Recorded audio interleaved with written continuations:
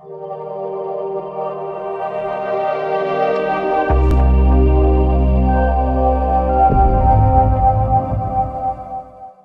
Friends, welcome to discover Rajasthan. Keep discover keep learn.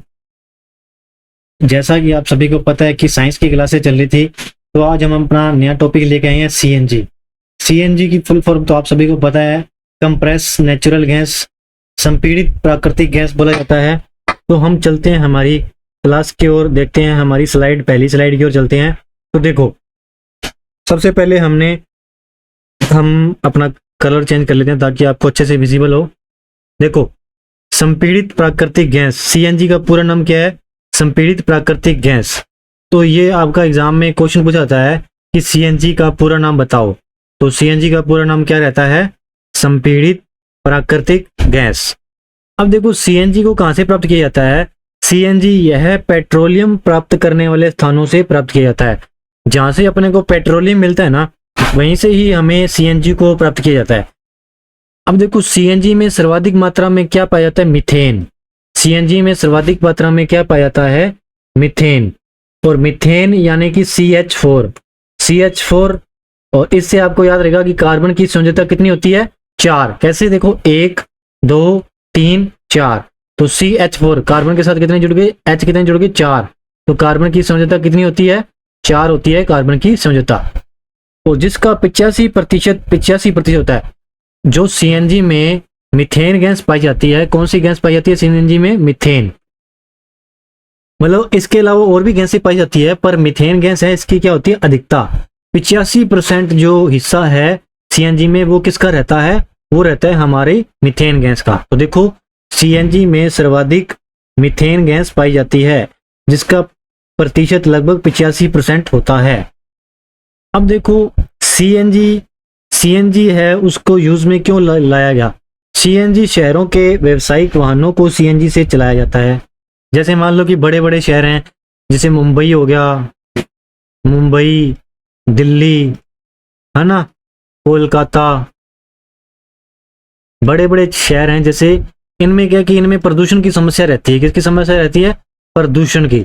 जैसे आपने दिल्ली में देखा होगा कि हाल ही में, पहले दिल्ली में इतना ज़्यादा प्रदूषण हो गया था कि OD1 वाला फॉर्मूला लगाया था केजरीवाल ने, है ना। तो ये प्रदूषण ज़्यादा होने के कारण अब क्या है कि सीएनजी से वाहनों को चलाया जा रहा है। आजकल तो ऑटो वगैरह भी आ रहे हैं सीएनजी वाले, और कार्स वगैरह, है ना। तो सीएनजी का यूज़ किया जा रहा है। तो देख लो, ये इसका इंपॉर्टेंट तथ्य क्या बनता है? प्रदूषित शहरों में व्यावसायिक वाहनों को सीएनजी से चलाया जाता है। उसके बाद सीएनजी वाहनों में भरने के लिए जगह जगह गैस स्टेशन का निर्माण किया गया।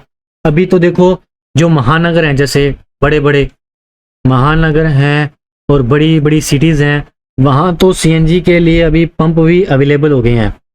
बट क्या है कि अभी छोटी सिटीज़ में नहीं आया है, और धीरे धीरे यहाँ भी उपलब्ध हो जाएगा। तो सीएनजी है, इसके स्टेशन भी अब स्टार्ट हो गए हैं, बड़ी बड़ी सिटीज़ में बने हुए हैं।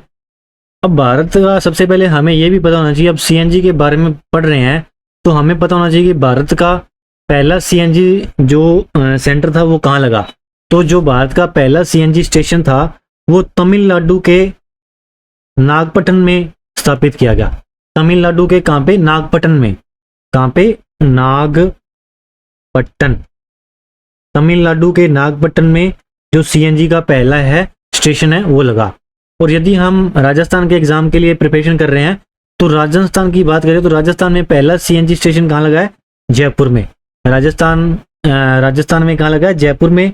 और जयपुर में ही सबसे बड़ी कॉलोनी है वो स्थित है, भारत की सबसे बड़ी कॉलोनी मानसरोवर। मानसरोवर भी जयपुर में स्थित है, जो कि क्या है? भारत की सबसे बड़ी कॉलोनी, भारत की सबसे बड़ी कॉलोनी। और सीएनजी को जलने के लिए 540 डिग्री सेंटीग्रेड से अधिक ताप की आवश्यकता होती है। तो सीएनजी को जलने के लिए ज़्यादा ताप की आवश्यकता होती है, और वो ताप कितना है? वो है 540 डिग्री सेंटीग्रेड। अब देखो, ये डिग्री सेंटीग्रेड में दे रखा है। यदि हमें इसको केल्विन में बदलना है तो केल्विन में बदलने के क्या करते हैं? डिग्री सेंटीग्रेड में 273 जोड़ देते हैं तो वो केल्विन में आ जाता है। जैसे डिग्री सेंटीग्रेड हमारे को दे रखा है 540, और यदि हमने इसको केल्विन में बदलना है तो 273 इसमें ऐड करेंगे तो हमारा कितना आ जाएगा, देखो 0 में 3 ऐड किए तो 3 आ गया, 7 और 4 11, 11 के 1 कहाँ से बच गई 1, और 5 तो 7 और 1 8, 813 केल्विन हो जाएगा।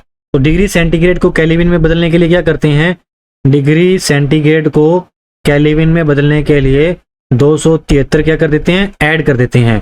और यदि केल्विन को, जैसे एग्जांपल के थ्रू आपको बता देता हूं, देखो एग्जांपल के थ्रू बताता हूं, जैसे डिग्री सेंटीग्रेड को क्या करना है, सबसे पहले देखो डिग्री सेंटीग्रेड को अपने किस में चेंज कर रहे हैं, केल्विन में।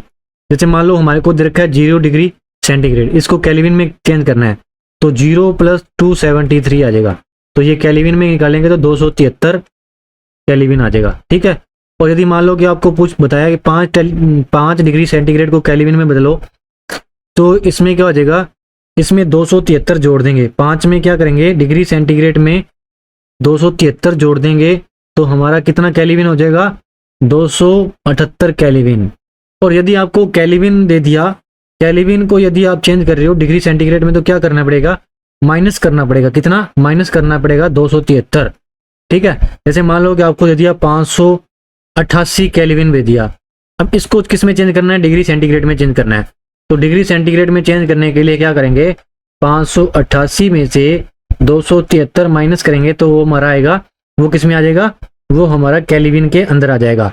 तो 8 में से 3 गया तो 5, 8 में से 7 गया तो 1, 5 में से 2 गया तो 3, तो 315 डिग्री सेंटीग्रेड होता है, वो किसके बराबर होता है, 588 केल्विन के बराबर होता है। उसके बाद देखो हम बात कर रहे थे सीएनजी के लिए, तो सीएनजी में आगे देखो हमारा क्या है पढ़ने योग्य बात, इसे वाहनों में प्रयोग करने के लिए 200 से 250 किग्रा प्रति वर्ग सेमी तक दबाया जाता है। देखो क्या है, कंप्रेस्ड, सीएनजी का पूरा नाम क्या है, कंप्रेस्ड है ना, कंप्रेस्ड है, तो इसको क्या किया जाएगा, दबाया जाएगा। तो देखो वाहनों में जब अपने इसको भरते हैं तो कितना दाब से भरा जाता है, इसको 200 से 250 किग्रा प्रति वर्ग सेमी तक दबाया जाता है। यह हवा से मामूली सी हल्की होती है। ये क्या कि ये कितनी हल्की गैस है, हवा से भी हल्की है, हवा से भी हल्की। यदि हवा से हल्की है तो ये सेफ है। क्यों सेफ है, जैसे मान लो कि कई बार क्या होता है कि एक्सीडेंट वगैरह हो जाता है यहाँ से, या फिर लीकेज वगैरह हो जाती है, लीकेज वगैरह हो जाएगी तो ये क्या है कि आप ऑटोमेटिकली ही हवा में उड़ जाएगी। उसके बाद देखो वायुमंडलीय दबाव के 200 गुना अधिक दाब पर रहने के बावजूद यह गैस अवस्था में रहती है। अब देखो जैसे क्या है कि कुछ चीजें ऐसी होती है जिनको अपने दबाव दें तो वो लिक्विड अवस्था में कन्वर्ट हो जाती है, कई चीजों को अपने दबाव दें, प्रेशर दें तो वो क्या होती है, लिक्विड में कन्वर्ट हो जाती है। बट क्या है कि जो आपकी सीएनजी गैस है, इसमें क्या यदि अपने 200 गुना से भी अधिक दाब दें तब भी ये कैसी अवस्था में रहती है, तब भी यह गैस अवस्था में रहती है। ये इसका क्या है बेनिफिट, ठीक है। इसका बेनिफिट क्या है कि यदि 200 गुना अधिक दाब देने पर भी तो वो किस में रहती है, गैसीय अवस्था में रहती है। उसके बाद देखो नेक्स्ट, संपीड़न से हानिकारक गैस का उत्सर्जन काफी मात्रा में कम हो जाता है, इसलिए इसे पर्यावरण हितैषी माना गया है। अब देखो जब सीएनजी को संपीड़ित करते हैं यानी कि दबाव देते हैं तो उससे इसमें जो हानिकारक गैसें होती हैं उसका उत्सर्जन काफी मात्रा में कम हो जाता है। तो इसीलिए ये क्या है कि पर्यावरण को प्रदूषित नहीं करती है, और इसलिए इसको क्या बोलते हैं कि ये पर्यावरण के लिए अच्छी है, इको फ्रेंडली है। अब देखो इसके बेनिफिट्स देख लेते हैं क्या क्या बेनिफिट्स हैं। देखो इको फ्रेंडली है यानी कि ये पर्यावरण में मतलब कि प्रदूषण नहीं करती। जैसे आपने पेट्रोल डीजल वाली गाड़ियां देखी होगी, वो ज़्यादा प्रदूषण करती है, तो ये प्रदूषण कम करती है। कन्वीनियंस होती है, ठीक है। इकोनॉमिकल होती है, इकोनॉमिकल मतलब कि इसमें खर्च भी ज़्यादा नहीं आता, ठीक है। सेफ है, मैंने आपको बताया कि जैसे ये जैसे मान लो कि कई बार लीकेज वगैरह हो जाती है तो ये अपने आप ही हवा से भी हल्की होती है। किससे भी हल्की होती है, हवा से भी हल्की। तो हवा से भी हल्की होने के कारण क्या है कि ये जल्दी से जल्दी हवा में मिल जाती है, तो ये सेफ रहती है। तो आज की क्लास आपकी यहीं पे समाप्त होती है। तो आशा करता हूँ कि आपको जो भी समझाया गया है इस क्लास में सीएनजी के बारे में आपको प्रॉपरली बताया गया है, आपको अच्छे से समझ में आया होगा। तो आपका जो ये नेक्स्ट टॉपिक था सीएनजी के बारे में, हमने प्रॉपर आपके लिए इसके लिए स्पेशल क्लास बना दी है। और एलपीजी के बारे में मैंने आपको पहली क्लास में थोड़ा बहुत डिस्कशन कर दिया था। तो आपकी टॉपिक में वैसे सीएनजी दिया हुआ है, एलपीजी के बारे में भी आपको थोड़ा बहुत पता होना चाहिए, जो मैंने आपको इससे प्रीवियस क्लास थी उसमें आपको बता दिया था। तो आप सभी को आशा करता हूँ कि हमारी क्लास अच्छी लगी होगी। यदि आपको हमारी क्लास अच्छी लग रही है तो ज़्यादा से ज़्यादा शेयर करें, सब्सक्राइब करें। आप सभी का हमारे साथ जुड़े रहने के लिए बहुत बहुत धन्यवाद। Thank you.